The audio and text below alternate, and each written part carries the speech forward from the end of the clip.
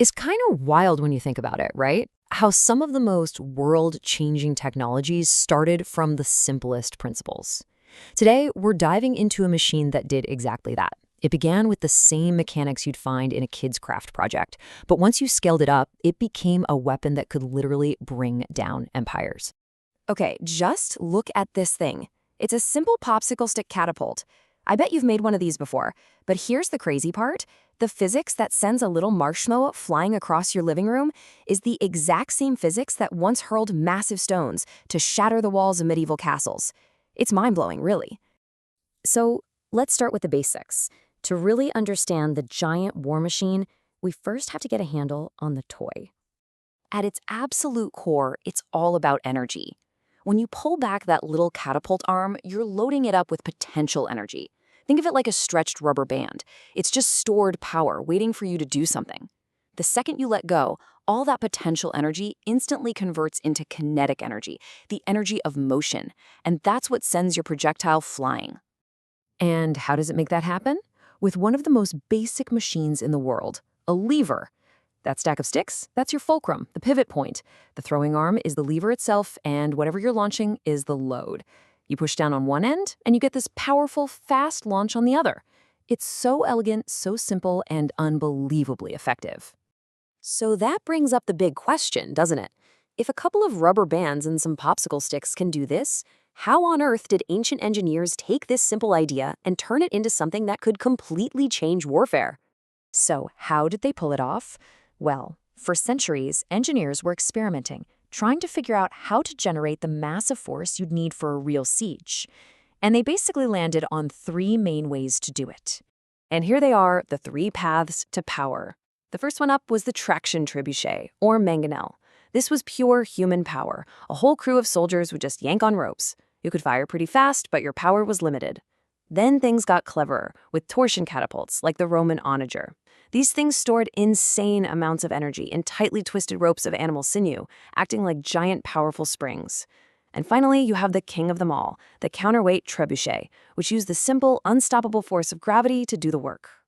And you gotta love this. They even had a sense of humor about it. The Roman onager was actually named after a wild donkey. Why? Because after every single shot, the recoil was so violent that the entire back end of the machine would kick up into the air, just like an angry donkey. You can totally picture that, can't you?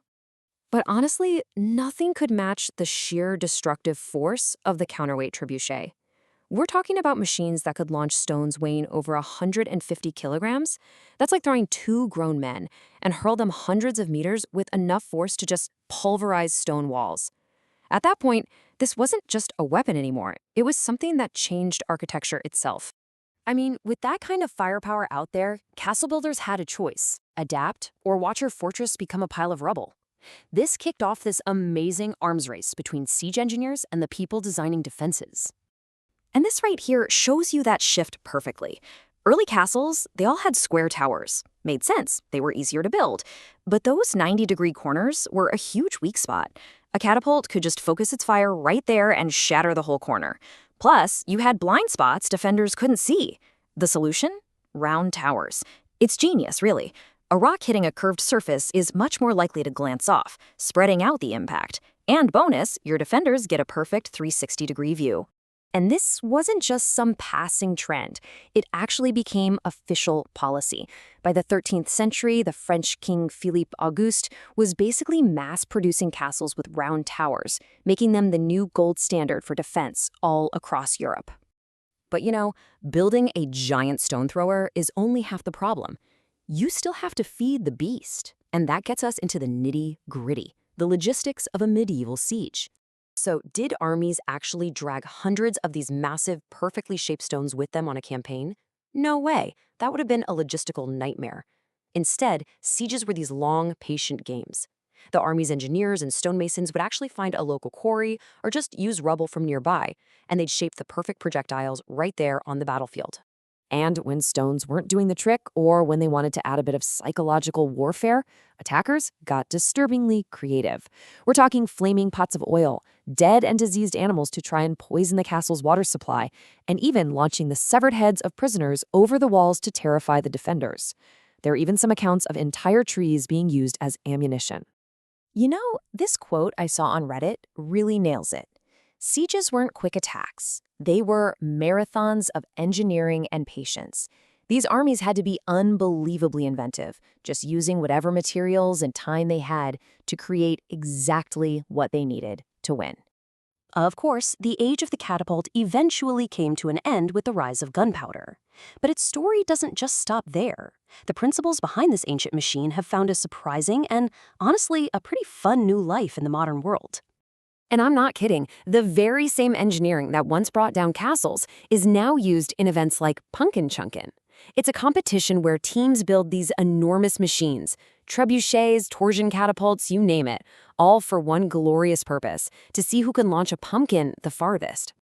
And these are not just backyard toys. Modern torsion machines have thrown pumpkins over 3,700 feet. The current record for a pneumatic air cannon is 5,545 feet. That's over a mile. It just proves that people are still obsessed with pushing the limits of these ancient designs. And this brings us right back to where we started. The catapult has come full circle, and it's back to being an incredible teaching tool. It's a classic STEM project that gives kids this amazing hands-on lesson in physics, in energy, and in the whole engineering process. You design, you build, you test, you fail, and you improve. The same exact process that once designed the machines that toppled empires. So what's the big takeaway from all this? An ancient machine, born from the simple physics of a lever, went on to reshape architecture and change the course of history. It really makes you wonder, doesn't it? What simple principle that we see all around us today, something we might totally take for granted, could be the key to the next world-changing innovation?